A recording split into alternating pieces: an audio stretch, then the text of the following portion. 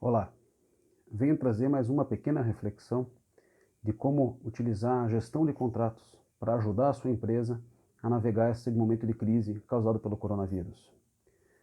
Bem, a primeira sugestão, em qualquer momento, mas neste momento de extrema relevância, é mapear os seus contratos. Efetivamente, buscar todos os contratos que existem na sua empresa e fazer uma lista deles, organizá-los. Existem softwares, existem programas próprios para isso, mas se você não tem acesso a um programa desse, se você não tem acesso a isso, comece por uma planilha. Comece com o que tiver à mão. E mais do que listar os contratos, eu recomendo que seja feito uma lista com certas características dos contratos, as mais importantes. As mais básicas, as iniciais, seriam começar por distinguir dentro desses contratos a sua posição nesse contrato, se é de credor ou de pagador, se são contratos onde você tem valores a receber ou valores a pagar. E nesse mesmo sentido, anotar que tipo de contratos são esses. Se são contratos de locação, se são contratos de fornecimento, contratos de venda, contratos de prestação de serviços. Essas informações depois vão ser úteis. Anotar nessa planilha uma lista muito simples de vigência, anotar a data de término do primeiro período do contrato que está, a data que está anotada no contrato original. Se esse contrato foi aditivado formalmente, foi feito um aditivo de contrato prorrogando por mais algum tempo, anotar essa data final e anotar também as regras de renovação deste contrato. Se ultrapassado aquele prazo inicial, aquele prazo formalizado no contrato, se ele seria prorrogado automaticamente pelo mesmo prazo, ou seja, por um prazo idêntico àquela primeira contratação, ou então se ele seria prorrogado por prazo indeterminado.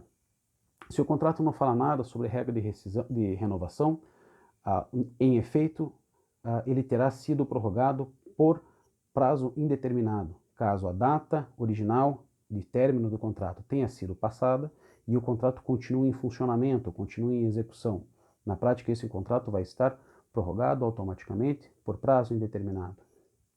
Contratos que dizem que ele somente será renovado através de um aditivo, porém que continuam em execução, continuam em atividade, também, na prática, foram prorrogados, interpreta-se como foram prorrogados por prazo indeterminado. Também nessa planilha, anote as regras de rescisão deste contrato. Se ele pode ser rescindido sem multa durante o primeiro prazo desse contrato, durante o primeiro período contratual. Ou então, se ele pode ser rescindido sem multa após a primeira renovação. E se houver multa, qual é essa multa? Anote os prazos de pagamento, seja se você tem esse pagamento a receber ou a pagar. Busque com o seu financeiro se ele já tem essa informação estruturada. Se ele não tiver, ajude. Busque nos contratos as datas em que os pagamentos são devidos e faça essa anotação. Óbvio, coloque também os valores desses contratos. Como calcular o valor desse contrato? Você vai calcular o desembolso total, ou seja, se é um contrato de 12 meses com um pagamento mensal, o valor do contrato vai ser de 12 vezes aquele valor mensal. Se o contrato tiver prazo indeterminado, crie dentro da sua organização um período que você considera o período natural daquele contrato. Normalmente 12 meses, pelo menos para fins de análise, se nada lhe ocorrer. Mas se você souber que aquele contrato, mesmo que seja por prazo indeterminado, vai durar no mínimo 6 meses, 12 meses, 2 anos, anote este prazo vezes o valor mensal dele. E uma outra anotação que é importante é um grau de criticidade desse contrato para a sua organização. Essa criticidade pode ter vários critérios. Pode ser criticidade pelo próprio valor, pelo impacto que o valor desse contrato tenha no seu fluxo de caixa ou na sua capacidade de pagamentos. Pode ser uma criticidade relacionada à atividade operacional da sua empresa, um contrato que, se houver algum problema, se for interrompido, vai impedir o funcionamento natural da sua empresa. Pode ser um contrato, pode ser um aspecto de importância para o fluxo de suprimentos, um insumo que é muito importante para a sua empresa e pode ser um pouco mais difícil de encontrar. Sugiro, no mínimo, 3 níveis de criticidade: não crítico, importante e crítico, ou talvez no máximo 5, dependendo do nível de complexidade da operação da sua empresa. muito difícil mais do que 5 níveis, senão você também começa a criar certas dificuldades de classificação. Também é importante considerar de não sucumbir à tentação de considerar tudo muito importante, tudo crítico, né? Quando tudo é muito importante, nada é importante.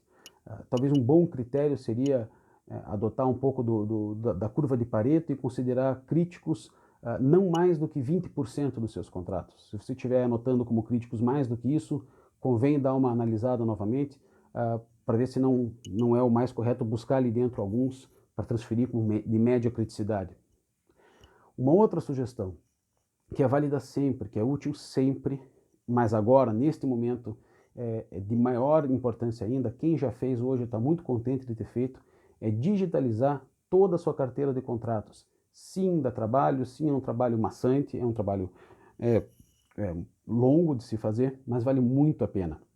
Isso vai te permitir, dentre inúmeras outras vantagens, principalmente duas. Primeiro, o fato de que as vias físicas dos seus contratos ficam guardadas e seguras e organizadas. Você diminui exponencialmente a sua chance de perder essas vias. No momento desse, você precisar ter que revirar arquivos, ter que buscar em locais inadequados, onde está a via desse contrato, é um estresse adicional absolutamente desnecessário. E também vai lhe permitir ter acesso às informações dos seus contratos, ter contato com eles em qualquer momento, em qualquer lugar, inclusive agora, neste momento, trabalhando de forma remota. Sempre que possível, recomendo a adoção de contratos digitais, ou a via original do contrato ser um arquivo digital assinado eletronicamente. Hoje já é há anos absolutamente válido isso no Brasil, recomendo que seja adotado, mas mesmo assim as empresas têm históricos de contratos físicos, devem ser digitalizados. Se a sua empresa, dentro daquela lista de informações que eu sugeri de fazer anotações, a sua empresa pode ter outras informações que são relevantes para a atividade da sua empresa. Considere as especificidades do seu negócio. Podem ter informações que são muito relevantes para você. Não coloque informações demais. Informação demais é quase tão ruim quanto informação nenhuma.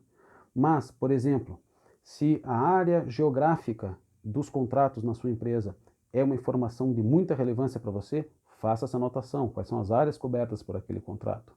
Se a anotação do tipo, da classificação do produto que está sendo objeto daquele contrato é importante para você, esse produto pode ser um insumo ou pode ser um produto teu destinado à venda, faça anotação disso então. Busque atender, busque conversar com você mesmo, você conhecendo a atividade da sua empresa, você é o maior especialista na sua empresa que existe.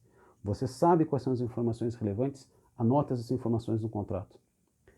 Com essas informações, você pode se instrumentalizar para tomar decisões ou então fornecer informações de extrema relevância para quem está tomando decisões em gestão de crise neste momento na sua empresa. E você pode, com isso, buscar ou ajudar a buscar oportunidades. Vou trazer aqui alguns exemplos. Se a sua empresa está hoje numa condição favorável, você tem um bom fluxo de caixa, você tem uma boa liquidez corrente, você tem dinheiro em caixa e você tem uma boa margem de lucro. Você pode utilizar essa sua condição muito favorável para ser solidário empresarialmente. O que é isso? Você vai poder promover atos que vão gerar fidelização, vão gerar suporte, vão gerar reconhecimento seu perante os seus clientes ou perante os seus fornecedores. Você pode analisar, conhecendo o mercado como você conhece, quem são os seus clientes ou fornecedores que estão em dificuldades momentâneas, em dificuldades pontuais causadas pela crise do coronavírus. Você pode negociar com esses clientes, você pode negociar com esses fornecedores, por exemplo, antecipar ou postergar pagamentos. Se você tem um fornecedor que você sabe que está tendo um problema de caixa e você tem um valor a pagar a ele ainda daqui a 2, 3 meses, você pode se propor a pagar antes. Você vai ajudar o seu fornecedor. Se você tem um cliente que tem um pagamento devido para daqui a alguns dias, você pode postergar este pagamento. Por que você vai fazer isso? Somente por bondade? Olha, nunca é ruim fazer algo por bondade, mas você também vai gerar um reconhecimento junto aos seus parceiros comerciais que não tem preço. Compartilhando da experiência de quem já contou com a parceria, com o auxílio de partes com quem tinha relacionamento comercial, esses momentos jamais serão esquecidos. Você será lembrado como um parceiro comercial em quem se pode confiar. E sempre você vai ser favorecido, você sempre vai ter acesso ao que de melhor essas pessoas puderem oferecer, porque eles... Por outro lado, se você tiver uma boa liquidez, tiver uma boa condição de caixa nesse momento, mas tiver, pela natureza do seu negócio, uma pequena margem de lucro, você pode aproveitar essa condição de caixa que você tem para robustecer a sua empresa, para deixar a sua empresa mais saudável e melhorar a sua margem de lucro. Por exemplo, negociando com fornecedores seus a quem você deve pagamentos no futuro, uma antecipação desses pagamentos, caso eles estejam precisando, em troca de descontos. Isso vai ajudar o seu fornecedor, ele está precisando de fluxo de caixa agora, ele pode estar com o fluxo de caixa estagnado, e melhora a sua condição, melhorando a sua margem de lucro das suas operações para frente. Você pode também aproveitar para antecipar a compra de insumos, claro, observando o preço. Você não precisa fazer estoques exagerados, né? Você não precisa causar disrupções nas cadeias de suprimentos da sua área de negócios. Mas você pode aproveitar para comprar hoje produtos que você vai utilizar ou insumos que você vai utilizar em maior quantidade no momento da retomada das atividades. Isso pode te trazer duas vantagens. Comprar de fornecedores que estão com fluxo de caixa estagnado e estão com estoque parado, estão felizes em vender. A maior parte dos clientes deles estão parados e eles também. Em troca disso, você também vai ter uma melhor facilidade quando houver a retomada ou a reaceleração das atividades, porque quando isso ocorrer, todos os seus competidores estarão no mercado comprando insumos. Se você já os tiver comprado, você vai ajudar tremendamente a sua cadeia de suprimentos, que não vai precisar disputar a tapa insumos que vão estar sendo comprados por todos ao mesmo tempo.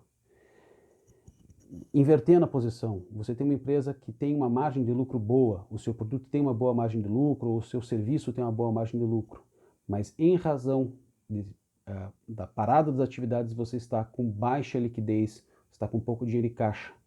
Você pode fazer o contrário, se você tem lucro, margens de lucro boa, você pode entrar em contato com clientes seus que lhe devem pagamentos para daqui a bastante tempo ainda, negociar com eles a antecipação desses pagamentos em troca de descontos, sendo muito franco, sendo muito claro, esclarecendo, sim, eu estou buscando uma antecipação de pagamento para recuperar o meu fluxo de caixa que ficou estagnado em razão desta crise. Um bom diálogo, um diálogo franco com seus parceiros comerciais faz toda a diferença neste momento. Se está tudo ruim, eu estou com baixa fluxo de caixa, meu fluxo de caixa está parado, estou com pouco dinheiro disponível e minha margem de lucro é baixa. Ainda assim, eu posso utilizar as informações que eu trouxe dos contratos para gerir este momento que talvez seja um momento de inadimplemento. O inadimplemento é péssimo, ele é ruim, mas isso não quer dizer que ele não possa e não deva ser gerido. Você vai poder buscar os contratos que são menos críticos, ou então os contratos que têm menor custo pelo inadimplemento e eventualmente eleger esses contratos para entrar em inadimplemento.